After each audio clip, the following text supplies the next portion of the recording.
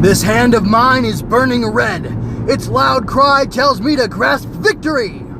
Erupting, burning finger! That is what I remember most. Well, one of the lines I remember most from G Gundam, given out by Domon Kashu at the climax of battles as he's about to win. And typically, the crest of the King of Hearts shines on his right hand, and then he attacks from within the cockpit of his mobile suit in G Gundam, like I said. Anyway, I am Matthew, author, artist, and commentator, and these are my offhand remarks on Revisiting G Gundam, which I think the full title of it is like Mobile Fighter Suit something G Gundam.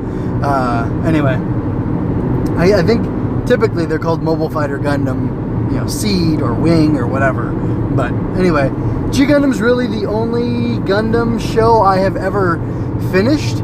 It's the only Gundam show I've ever liked. I've tried some of the other Gundams. I have not tried the original, but there's something very special about G Gundam that just speaks to me.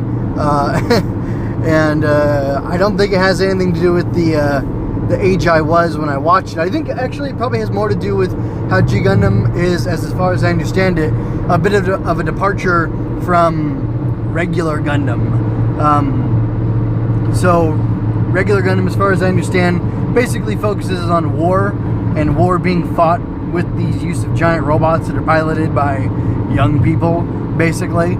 And in G Gundam, it's all about the fact that for the last 60 or so years, there has been peace. I don't know if there's actually been peace, but there hasn't been outright war among the colonies, because what has happened, and I guess there's always colonies in Gundam out in space. Anyway, that's what I've heard anyway. Sorry, that was Tentomon. Anyway, I'm going full-blown weeb on this episode, I guess. Anyway, yeah, so in G Gundam about 60 years ago, there were a bunch of people who fled Earth on space colonies, and the colonies were based on nationhood. And so there's an American, a Neo-America, a Neo-Hong Kong, which shouldn't it be Neo-China, I guess. There's a Neo-France, Neo-Japan, Neo-Egypt, Neo pretty much everything. Or, many of them. There's probably really only like 40 that represent, a bunch of cultures, and there's, I'm sure, whitewashing and overlooking and conflating of different cultures, and they don't have all, 120 countries or nations worth of colonies represented there. But, that's not what the show's about. The show's about having fun with different cultures, highlighting their differences, obviously, using those differences and their history, their rich histories, to flatten everything into one giant robot that represents that entire country, and a fighter who represents that entire country as well. Anyway, what happens is every 4 years, there's the Gundam fight, which is held on Earth, which is nuts. These people who are, privileged, I would say, and the show seems to express, they're privileged enough to have fled to the colonies, or their grandparents did anyway, and now 60 years later, these people and people even 60 years later are continuing to fight the Gundam fight on Earth, as opposed to like on a barren moon or something like that, where you think it would make a lot more sense. But I think it ties into the overall environmentalist messages about, or that G Gundam has in it. So anyway,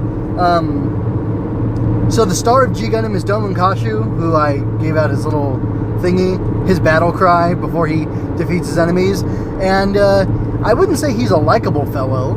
I really think it's more that, the show centers around him for many reasons. He's been roped into the Gundam fight, has to do with his brother, his dad trying to free him. Neo-Japan they've basically forced him into it. And even like the 7th episode in, I think it's the 7th, maybe it's the 6th, the government calls him back from Earth to the colony, which is against the Gundam fight regulations. which you'll hear Gundam fight regulation such and such all the time in the show. Anyway, they break regulation and bring him back to Neo Japan and basically like drug him and put him through like an awful simulation of the day that his life was ruined and he got roped into this whole Gundam fight thing.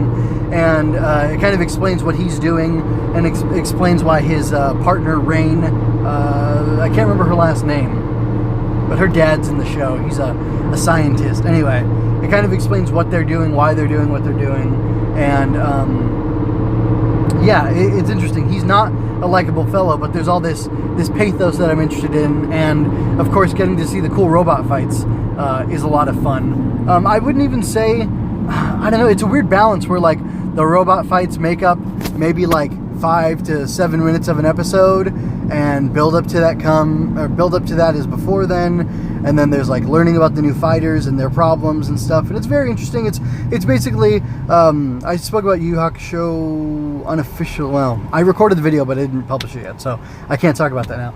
But it's like Yu Yu Hakusho, like Yu-Gi-Oh, like what else? I don't know. One of these like Shonen Jump style, which I think this was an original animation by Sunrise and not a manga first.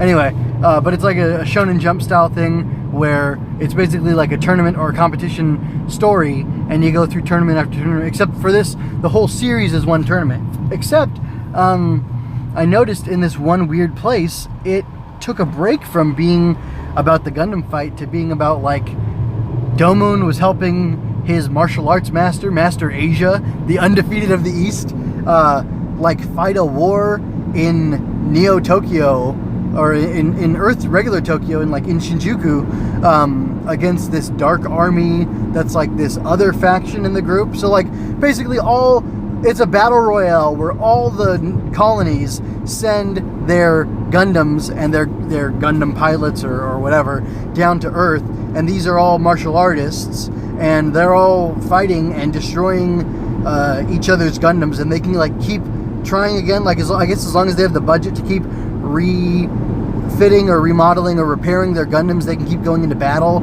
So like there's the first 5 episodes, Domun like actually beats a guy and destroys his Gundam. The second episode, he damages a guy's Gundam severely, and then I think the third and fourth, like maybe they draw, and these are all like his pals who he ends up teaming up with later in the show, and they're like, you know, noble dudes basically, who are all fighting for something good. Just like Domun doesn't really care about Japan becoming becoming ruler of space for the next 4 years. He's got his own very personal mission that he's on, and it's really I don't know. His mission's interesting, but it's almost like you can almost be there and not even like Domun and enjoy the show, I think, because they typically make all the other characters, all the fighters that he encounters, so interesting. And then later in the show, if I'm remembering correctly, I don't know if I am, he, you know, his 4 pals that he gets